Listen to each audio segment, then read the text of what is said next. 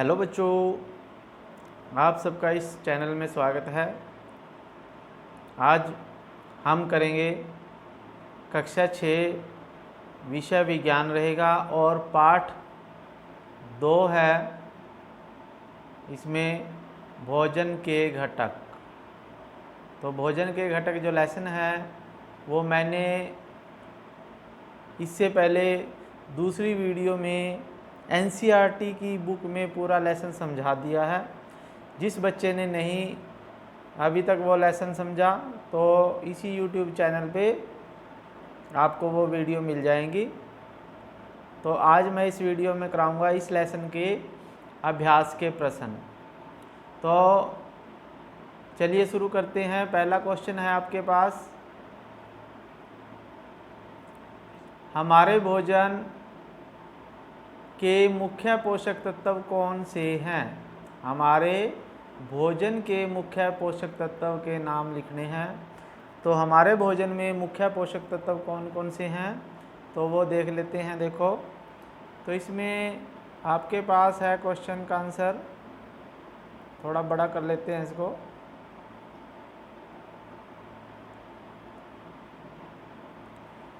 तो इसमें first question क्या है, हमारे भोजन के मुख्य पोषक तत्व के नाम लिखिए। तो हमारे भोजन के मुख्य पोषक तत्व हैं, जैसे सबसे पहले है कार्बोहाइड्रेट्स। ठीक है, कार्बोहाइड्रेट्स है ये। फिर है वसा, फिर है विटामिन, प्रोटीन, खनिज इत्यादि। यानी हमारे भोजन में जो मुख्य पोषक तत्व हैं वो कौन कौन से हैं? कार्बोहाइड्रेट्स है, वसा है, विटामिन है, प्रोटीन है, खनिज हैं, और इसमें रुक्षांश भी आ जाते हैं, जल भी आ जाता है। तो ये सभी हमारे भोजन के मुख्य पोषक तत्व हैं। तो नेक्स्ट क्वेश्चन है क्वेश्चन नंबर 2, निम्नलिखित के नाम लिखिए। तो निम्नलिखित के नाम लिखने हैं हमने, तो क्या भाग में है? देखो बच्चों, पोषक जो मुख्य रूप से हमारे शरीर को ऊर्जा देते हैं। तो ऐसे कौन से पोषक हैं जो हमारे शरीर को ऊर्जा देते हैं? तो वो नीचे उत्तर देखो, तो नीचे है क्या का उत्तर है कार्बोहाइड्रेट्स और वसा। कार्बोहाइड्रेट्स और वसा। तो कौन से हैं बच्चों? कार्बोहाइड्रेट्स और वसा ऐसे पोषक तत्व हैं जिनको अगर हम खाएं या जिन पदार्थों से हमें ये मिलते हैं उनको खाएं तो हमारे शरीर में ऊर्जा मिलती है और हमें यानी हमारे शरीर को ऊर्जा मिलती है, गर्मी मिलती है। जैसे कार्बोहाइड्रेट्स तो मीठा खाने से मिल जाता है, वसा मिलता है हमें तली हुई चीज़ें खाने से। जैसे पकोड़े खाएं तो हमारे शरीर को गर्मी महसूस होती है, ऊर्जा मिलती है। फिर दूसरा प्रश्न है, पोषक जो हमारे शरीर की वृद्धि और अनुरक्षण के लिए आवश्यक है। तो दूसरे का ख है, वह पोषक कौन सा है जो हमारे शरीर के लिए वृद्धि के लिए और अनुरक्षण के लिए ज़रूरी है? तो वो है वही दूसरे का उत्तर है, देखो नीचे, प्रोटीन। कौन सा है? प्रोटीन। दूसरे के ख का उत्तर है प्रोटीन। ठीक है बच्चों, अगला क्वेश्चन देखते हैं। ग भाग करेंगे। तो ग भाग में है, वह विटामिन जो हमारी अच्छी दृष्टि के लिए आवश्यक है।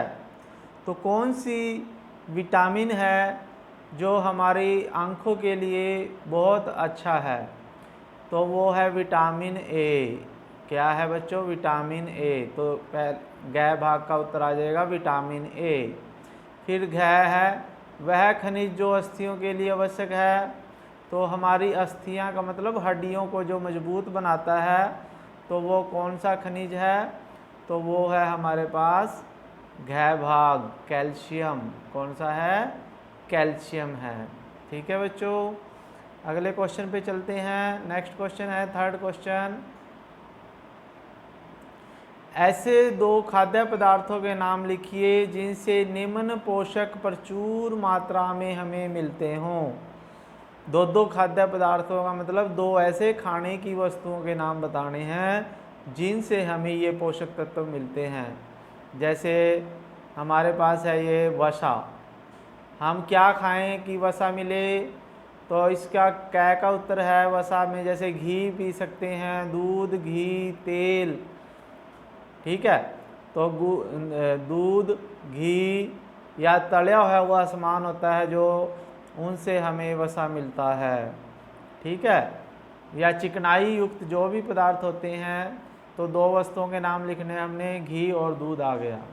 फिर है मंड, ख भाग है मंड, मंड का मतलब कार्बोहाइड्रेट्स, तो मंड हमें मिलता है, इसका आंसर है चावल, आलू, गेहूँ, तो इनका आप नाम लिख सकते हो। चावल भी, आलू भी, गेहूँ भी होती है, ठीक है। और भी काफ़ी सारी वस्तुएं हैं जिनसे, या मिट्टी जो चीज़ें हैं उनसे भी हमें मंड मिल जाता है।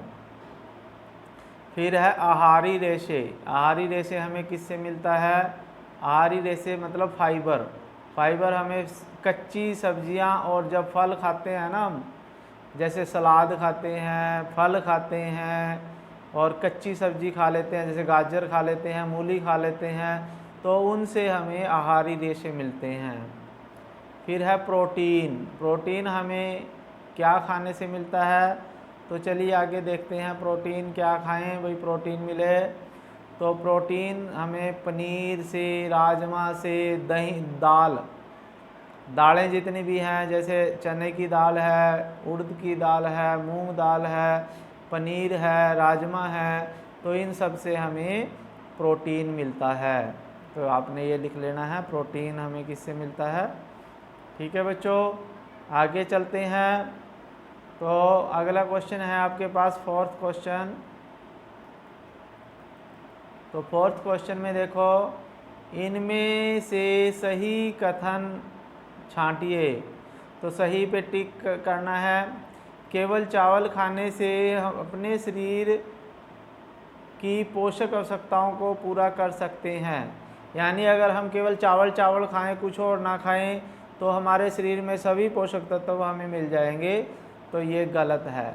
तो यहाँ ये आपने काटा करना है, यहाँ गलत है ये, ठीक है, क्योंकि केवल चावल खाने से हमें मंड या स्टार्च ही मिलेगा और दूसरे पोषक तत्व नहीं मिलेंगे।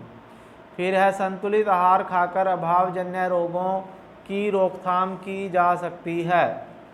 तो अभावजन्य रोगों की रोकथाम, यानी अगर हम संतुलित आहार खाएं तो हमें अभावजन्य रोग नहीं लगेंगे, तो ये सही है, ये टिक आ जाएगा, सही है भाई, ठीक है। उसके बाद है अगले क्वेश्चन पे चलते हैं हम, तो इनके आगे आपको आंसर मिल जाएंगे, ठीक है। तो इसको थोड़ा छोटा कर लेते हैं क्योंकि ज़्यादा बड़ा हो गया है, ठीक है, अब आ जाएगा ये।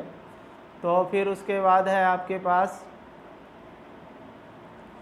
तो ये देखो फर्स्ट का कै का उत्तर गलत है और दूसरे का ख का सही है। और तीसरा है शरीर के लिए संतुलित आहार में नाना प्रकार के खाद्य पदार्थ होने चाहिए, तो ये भी सही है, इसका उत्तर आ जाएगा सही। फिर उसके बाद गह भाग है जो हमारे शरीर को सभी पोषक तत्व उपलब्ध कराने के लिए केवल मांस पर्याप्त है, तो ये गलत है, केवल मांस से हमें सभी पोषक तत्व नहीं मिलेंगे, हमें सभी तरह की वस्तुएं खानी पड़ेंगी। फिर उसके बाद 5वां क्वेश्चन है आपके पास, खाली स्थान भरने हैं हमने इसके, तो रिक्त स्थानों की पूर्ति कीजिए। तो पहले का है जैसे आपके पास कै भाग है, विटामिन डी के अभाव से होता है, तो विटामिन डी के अभाव से कौन सा रोग होता है? रिकेट्स रोग हो जाता है जब विटामिन डी की कमी होती है। विटामिन बेरी किस विटामिन की कमी से होता है? तो विटामिन बी की कमी से बेरी होता है, तो आप याद रखेंगे बी फॉर बेरी, यानी विटामिन बी की कमी से बेरी रोग हो जाता है। और विटामिन सी की कमी से सी फॉर स्कर्वी, तो आपने इस तरह से याद रखना है इसका, स्कर्वी रोग जो होता है विटामिन सी की कमी से होता है। तो विटामिन सी की कमी से कौन सा रोग होएगा? तो ये है स्कर्वी रोग। हमारे भोजन में अगला क्वेश्चन है डी घ भाग, भोजन में डैश के अभाव से रोतौंदी रोग होता है। तो रोतौंदी रोग जो होता है विटामिन ए की कमी से होता है। विटामिन ए की अगर कमी हो जाए तो रोतौंदी रोग हो जाता है, और रोतौंदी रोग में रात को दिखाई देना बंद हो जाता है शाम को। ठीक है, उसके बाद है आगे है क्वेश्चन। तो बस इस लेसन में इतने ही क्वेश्चन थे, अभ्यास के प्रश्न उत्तर। ठीक है बच्चों, अगर आपको ये क्वेश्चन अच्छे लगे हैं, समझ में आ गए हैं, तो आपने क्या करना है, इस चैनल को सब्सक्राइब करना है, इसको लाइक करना है और अपने दोस्तों को शेयर करना है। ये वीडियो ज़रूर शेयर करें, ठीक है, ताकि वो भी इसका फ़ायदा उठा सकें। ठीक है बच्चों, और अगर आपने पूरी डिटेल में ये लेसन नहीं समझा तो आप इसी चैनल पे जाके इस लेसन को समझ लीजिए, या आपको इसी लेसन का जो है नीचे डिस्क्रिप्शन बॉक्स में इसका लिंक दे दूंगा मैं, वहाँ से आप वो पूरी वीडियो देख सकते हो। ठीक है बच्चों, ओके, थैंक यू, जय हिंद।